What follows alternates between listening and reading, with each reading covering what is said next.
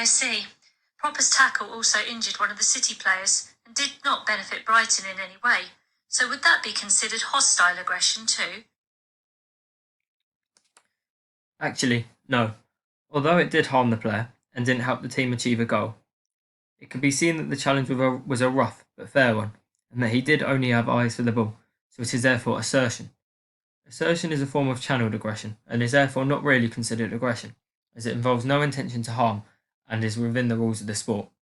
Usually the actions of assertion are very rough and forceful, like a slide tackle in this case, which demonstrates to the opponent that they're going to have a hard time getting past you, and in a way asserting your dominance.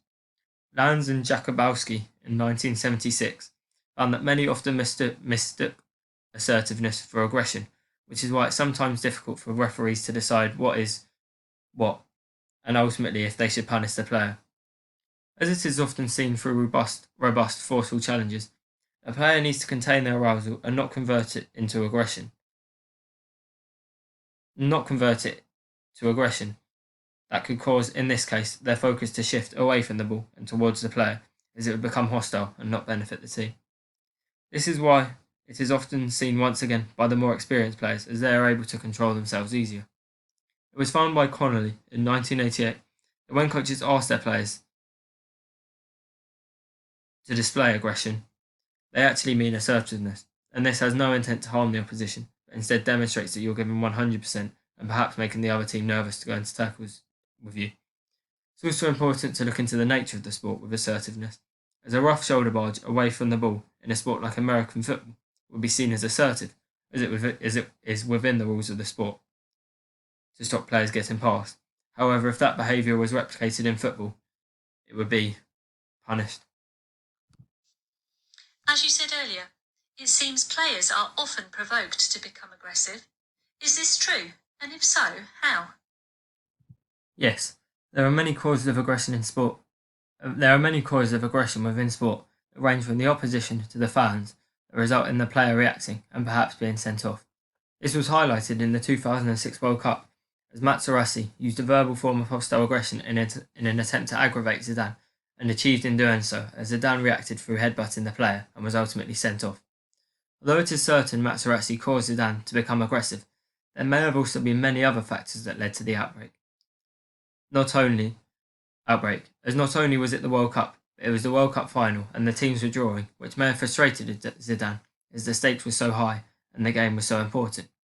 He may have felt decisions had gone against him, further increasing the pressure to win, causing his arousal to rise. All these factors combine in causing aggression in sport, as they all build up inside the player's head until it needs to be released. Aggression can also be caused through coaches asking for the team to display aggression, despite them really meaning assertion. This is because the players will try and replicate what the coach is asking for, and will see the other players around them also demonstrating so. I imagine many people have differing views on where aggression comes from and how it can change over time. Can you elaborate on this?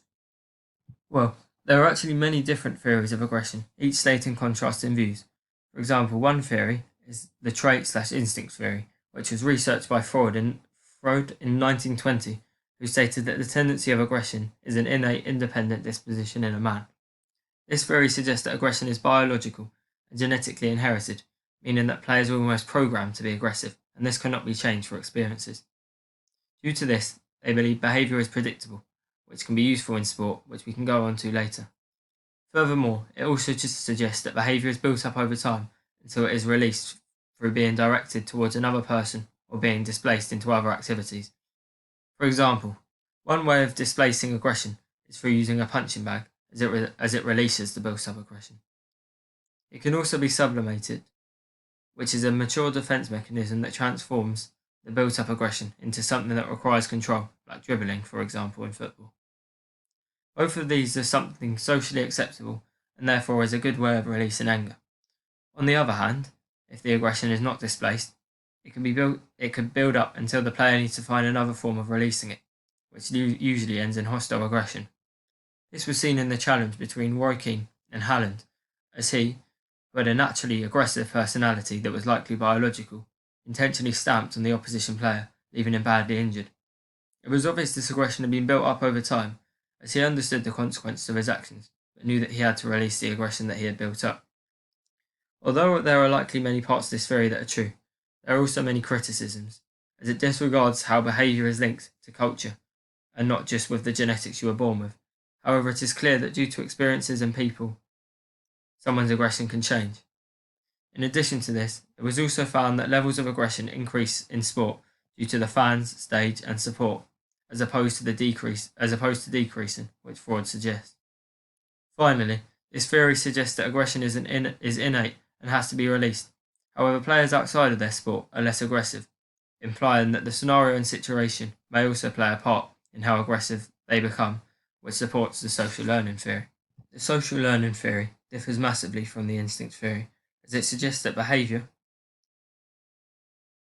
and learned behaviour can be changed through social interactions instead of being biological. Overall, this means that behaviour and ultimately aggression can be observed and replicated. This could be seen in Bandura's Bobo doll experiment in 1966, as the students observed adults displaying aggression to the doll and therefore replicated it when they were with the doll, suggesting we are influenced by others' actions. For example, a player may become more aggressive if surrounded with aggressive players, as they are influenced by them. This can be seen with teams like Celtic and Millwall, for example, as many of the players and fans are very aggressive, so it is likely that when a player joins, they will reproduce what is the norms, therefore becoming more aggressive, which could be why the majority of players in these teams seem much more aggressive than other teams. This can be seen within the matches, as many more hostile fouls are committed, leading to more cards, injuries and sending offs. In addition to this, it was found by Bandura in 1973 that someone interested in contact sport was more likely to be aggressive, which highly suits this theory, as it suggests that people become more aggressive after observing the aggressive tackles seen within contact sports. Similarly to the instinct theory, the social learning theory of aggression also has many criticisms. For example, people won't always copy what they see, especially if it's poor behaviour, as they have free will and control over themselves and understand what is socially acceptable. In addition to this, if they do not respect the people around them, it is unlikely they will try and replicate the behaviour they see. Fascinating. So, some of the tackles seen today may have been aggression that the players are born with that needs to be released, and others could be due to a player's role models and who they're surrounded by that causes their aggression to change. Are there any more theories that could be suggested? Yes, another theory is the frustration-aggression hypothesis, which suggests that aggression occurs from frustration and needs to be dealt with. This theory is almost a chain of reactions that begin with being motivated to do something, like playing well and perhaps scoring in football. If this goal is blocked, for example from a bad decision the ref makes, or being marked by a good player, the player will begin to become frustrated, as they are unable or less likely to reach their goal. Dollard et al. 1939 stated that aggression will now occur as frustration from a goal being blocked will lead to aggression. Dollard et al. 1939 stated that aggression will now occur as frustration from a goal being blocked will lead to aggression. Once aggression is produced, in this theory, there will be one of two outcomes. The player will either successfully release this aggression, perhaps in a hard assertive tackle within the rules of the game, leading to cathartic release, or perhaps make a hostile challenge that doesn't benefit the team and leads to a yellow card, and therefore the release of aggression is unsuccessful, as they didn't win the ball or injure the player. This may cause them to become more frustrated than before so. Of course, there are also criticisms with this, as there is no evidence frustration will directly lead to aggression, and therefore the two outcomes that it states could occur. Also, even if aggression was reached, players may have coping mechanisms put in place to stop it leading to an action, and instead calming down and releasing their aggression in other ways. Finally, there is the aggression cue theory, which is similar to the frustration-aggression hypothesis, as it also acts like a chain reaction that begins with frustration. However, instead of instantly leading to aggression, the frustration actually causes an increase in arousal that causes the players to become more prone and likely to become aggressive. Due to this increased arousal, if there was a presence of aggressive cues, for example, a poor, perhaps hostile challenge on yourself or a teammate, then there is an increased chance of aggression, but it's still not definite. On the other hand, after the increased arousal, if there is no more aggressive cues and maybe decisions start going your way, there is a decreased chance that this arousal will lead to aggression. This was created by Berkowitz, 1969, and uses it to build on the previous theory, with the belief that frustration will not always lead to aggression, but instead creates a readiness for it with the arousal. One of the criticisms of this theory is that it still suggests that aggression has to come from frustration, whereas some players might just have an aggressive personality that they often act on. I'm guessing it must then be important for the coach to understand what will cause his or her players to become aggressive, so that they can act on it before it has a negative effect on the team.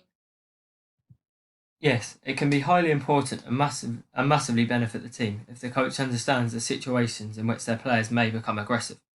For example, if a coach understands that a player naturally possesses aggressive traits, they may try and teach them coping techniques. If they then see that perhaps the poor decisions in the game, along with abuse from the opposing fans, is frustrating them, they could attempt to get the players to use these strategies to calm down, stopping them from producing a hostile challenge that would lead to a red and make the game much more difficult.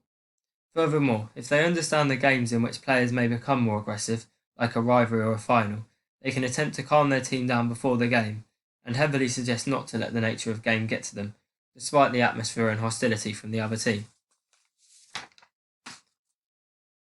This would perhaps be seen in a match between Brighton and Crystal Palace, as there is previous background, and therefore the games are often rough, so the coach will encourage assertive behaviour, but highlight the idea not to become overly aggressive, as it could result in losing the game, due to players becoming hot-headed and therefore making fouls and receiving cards.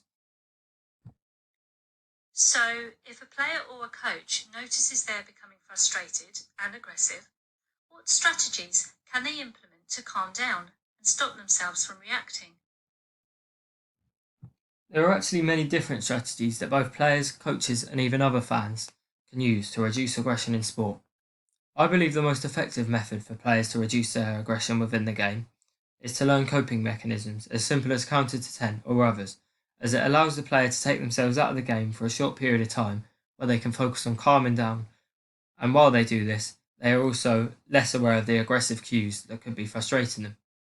This stops them from releasing their aggression in a socially unacceptable way and is therefore an effective way for many to reduce their aggression. One method that coaches could use to try and reduce an athlete's aggression in sport could be to give an aggressive player, if fit to do so, responsibility in the team, like captain for example. Although this may seem counterproductive, this could give the player a sense of responsibility, as he would be seen as a role model for the team and therefore should not be aggressive, as they may understand how badly it affects the team more. In addition to this, it is likely that they will want to remain as captain because it is seen as an important role. So if the coach reinforces the point that aggression could lead them to losing this, it may also reduce the player's aggression. Finally, the fans also play a key role in aggression in sport, as they are often involved in fights and chants that may raise a player's arousal on the pitch, especially in a rivalry. One huge influence that is likely a reason of this aggression is alcohol at the game, so therefore a limitation of alcohol would most definitely reduce aggression. Although this may dampen the atmosphere, which would be a loss to the sport, there'd be a lot less fights during and around the game that may have been replicated on the pitch due to the players seeing what was happening outside. That would be found in social learning theory. That would be the case if using social learning theory.